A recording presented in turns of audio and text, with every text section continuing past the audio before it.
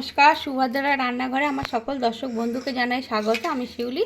আজকে আমি আবার দেখো পনির নিয়ে এসেছি। একটুখানি পনির দিয়ে একটা রেসিপি বানাবো, ভীষণ সহজ এবং শর্টে শর্টে হয়ে যাবে, খুব তাড়াতাড়ি হয়ে যাবে।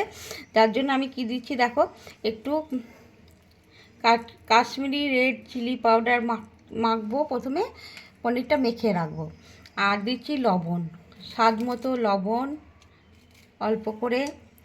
আর চিনি দেবো, একটু চিনি দিয়ে দিচ্ছি। আর একটু কসুরি মেথিটা আমি হাতে করে একটু রগড়ে নিলাম ভালো করে। এবার এটা দিয়ে দিলাম।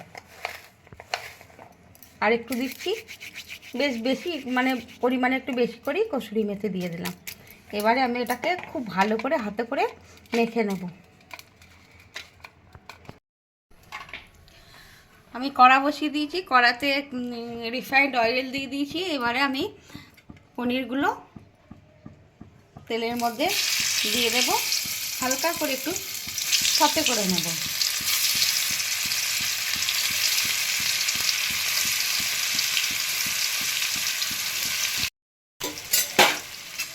আমার পনিরগুলো দেখো ভাজা হয়ে গেছে। আমি একবার করে সব উল্টে দিয়েছিলাম। এবারে আমি এগুলোকে উঠিয়ে নিচ্ছি। একদম সুন্দরভাবে ভাজা হয়ে গেছে। এবারে এই তেলের মধ্যে আমি কিছুটা বাটার দিয়ে দিচ্ছি। আর আমি কিচ্ছু দেবো না এই তেলের মধ্যে, শুধুমাত্র জাস্ট বাটারটা দিয়ে দিয়েছি। বাটারটা মেল্ট করে গেছে। এবারে আমি যে মশলাটা পেস্ট করে নিয়েছিলাম ওই মশলাটা ঢেলে দিচ্ছি। কাজু, কিশমিশ, চালমগজ আর পোস্ত। মশলাটা কষানো হয়ে গেছে।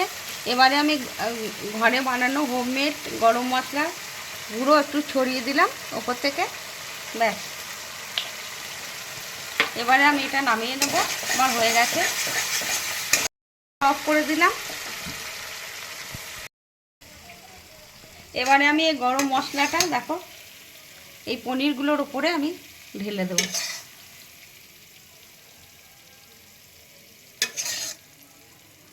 এই রান্নাটার বিশেষত্ব হচ্ছে এইরকমভাবে রান্নাটা বানাতে হবে।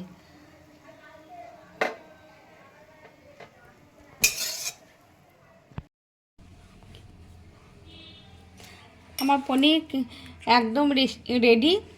তোমরা এভাবে একবার পনিরটা বানিয়ে দেখবে এবং খেয়ে অসম্ভব সুন্দর হয়। আর ভীষণ ইজি ব্যাপার রান্নাটা। এটা একটা নতুনত্ব অভিনব পনিরের রেসিপি। তোমাদের কাছে আমার অনুরোধ রইল যে তোমরা অবশ্যই একবার বানাবে, বানিয়ে খেয়ে আমাকে কমেন্ট করে জানাবে তোমাদের কেমন লেগেছে। আর তোমরা সবাই ভালো থাকবে, সুস্থ থাকবে। তোমাদেরকে সকলকে অসংখ্য ধন্যবাদ। অনেক নমস্কার, অনেক ভালোবাসা আমার সাথে, আমার পাশে এইভাবে থাকার জন্য।